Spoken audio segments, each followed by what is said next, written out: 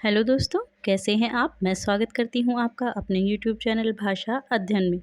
तो आज हम करने वाले हैं कि हमें कौन सी यूनिट करनी चाहिए ताकि हमारा नेट जो है वो पक्का हो जाए और हमें नेट क्वालिफाई हो जाए। तो उसके लिए हमें क्या करना है, उससे पहले हमें सबसे पहले अपना सिलेबस देखना है और सिलेबस में हमें देखना है कि हमें कौन सा जो इम्पोर्टेंट पार्ट है जो करना ही है और कौन सा ऐसा पार्ट है जिसको हम मतलब कम टाइम दें। ठीक है, तो इस टॉपिक पे आगे बढ़ने से पहले मैं कहना चाहूँगी जो भी मेरे चैनल पे नए आए हैं वो कृपया मेरे चैनल को सब्सक्राइब कर लें और पोस्ट को लाइक कर दें।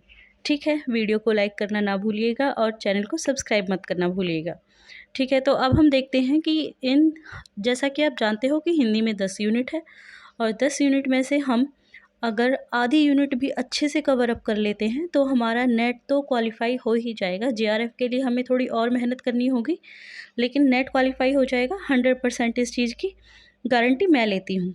ठीक है, तो हम कौन सी यूनिट्स कर सकते हैं। देखिए, ये है नेट का सिलेबस। इस नेट के सिलेबस में मैंने पूरा जो है डिटेल सिलेबस नहीं है बल्कि पॉइंट्स हैं उन्हें ही डाला है। तो देखिए, जो हमारी पहली यूनिट है वो है हिंदी भाषा और उसका विकास। ये ऐसा टॉपिक है जिसको हम पहले कर चुके हैं, यानी कि हमने एमए किया है तो वहाँ उसमें काफ़ी बार ये आ जाता है, तो इसलिए हमें इससे ज़्यादा डीप में जाने की ज़रूरत नहीं है क्योंकि हमें बहुत कुछ पहले से क्लियर है। तो अगर आप इसे एक दो बार अच्छे से करेंगे और उसके बाद इसके पीवाईक्यू लगाएंगे तो ये अच्छे से हो जाएगा। ठीक है, उसके बाद आता है सेकंड, हिंदी साहित्य का इतिहास। थर्ड यूनिट आती है हिंदी साहित्य की गद्य विधाएँ और फोर्थ साहित्य शास्त्र, वैचारिक पृष्ठभूमि, हिंदी कविता, उपन्यास, कहानी, हिंदी नाटक, हिंदी निबंध और ये 10वां है आत्मकथा, जीवनी और अन्य गद्य विधाएँ।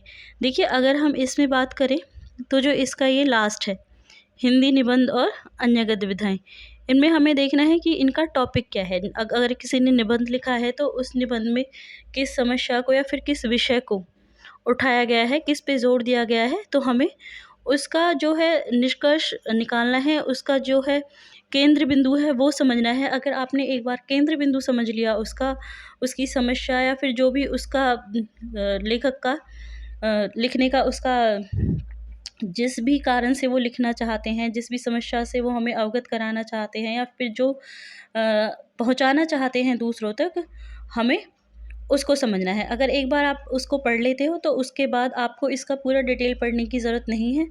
लेकिन अब सिलेबस ऐसा हो गया है कि हमें डिटेल भी पढ़नी चाहिए, लेकिन फिर भी हिंदी निबंध में अगर आप हर किसी का केंद्र बिंदु अच्छे से समझ लेते हो कि इसमें जो है क्या कहना चाहता है निबंधकार, और उसके बाद अगर आप पीवाईक्यू लगा लेते हो तो ये आपका हो जाएगा।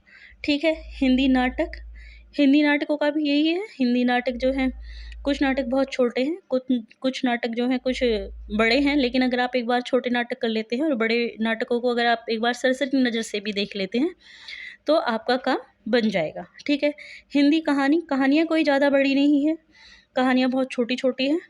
1-2 कहानी है जो बड़ी है, तो इसलिए आपको हिंदी की कहानियों में क्या करना है, हिंदी की कहानियों में आपको पात्रों का ध्यान रखना है और हिंदी कहानी में किस विषय को दिखाया गया है उसका केंद्रीय बिंदु है जो उसको याद रखना है।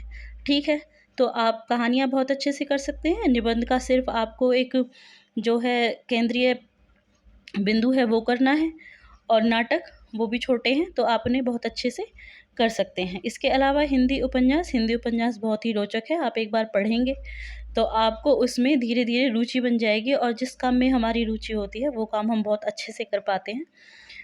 अब आती है बात कि इनमें से हम कौन से करें कि जो हमारा नेट आराम से हो जाए।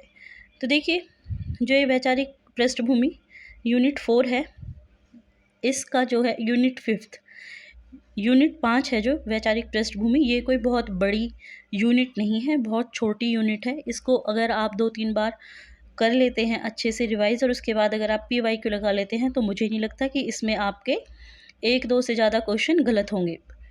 बहुत ईज़ी है, बहुत आसानी से आप कर सकते हैं, बहुत कम समय में कर सकते हैं। तो एक तो वैचारिक पृष्ठभूमि वाला, एक हिंदी कहानी, नाटक, निबंध, इन्हें आप बहुत अच्छे से कर सकते हैं। ये 4 यूनिट ऐसी हैं जिनको आप एक भी क्वेश्चन गलत नहीं करेंगे अगर आप इन पे थोड़ा फोकस करते हैं।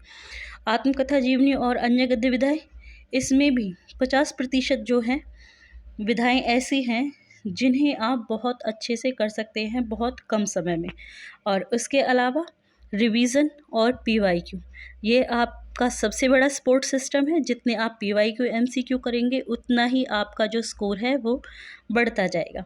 ठीक है, अगर बात करते हैं कि हम कितना सिलेबस करें कि हमारा नेट हो जाए, तो डिपेंड करता है कि आप किस तरह से तैयारी कर रही हैं, आपने कितना डीप अपना जो यूनिट है उसको स्टडी किया है। अगर आप 5-6 यूनिट भी अच्छे से स्टडी कर लेते हो, डीप स्टडी करते हो, तो आपका नेट क्वालिफाई होने से कोई भी नहीं रोक सकता।